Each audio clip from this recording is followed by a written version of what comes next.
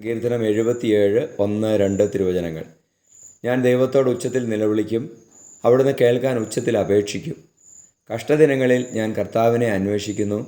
രാത്രി മുഴുവൻ ഞാൻ കൈവിരിച്ചു പിടിച്ചു, ഒന്നിനും എന്നെ ആശ്വസിപ്പിക്കുവാനായില്ല. പരിശുദ്ധ പരമദിവ്യകാരൻ ഈശോയ്ക്ക് നേരവും ആരാധനയും സ്തുതിയും പുകഴ്ചയും ഉണ്ടായിരിക്കട്ടെ.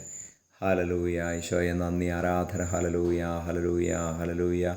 സ്തുതിക്കുന്നു, ആരാധിക്കുന്നു. Hallelujah, hallelujah, hallelujah.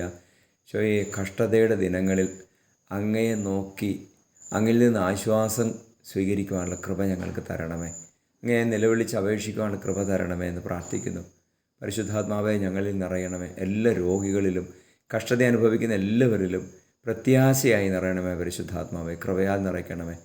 നമ്മുടെ കർത്താവ് ഈശോ മിശിഹായുടെ കൃപയും പിതാവായ ദൈവത്തിൻ്റെ സ്നേഹവും പരിശുദ്ധാത്മാവിൻ്റെ സഹവാസവും നിങ്ങളോടുകൂടി ഉണ്ടായിരിക്കട്ടെ, ഇപ്പോഴും എപ്പോഴും എന്നേക്കും. ആമേൻ.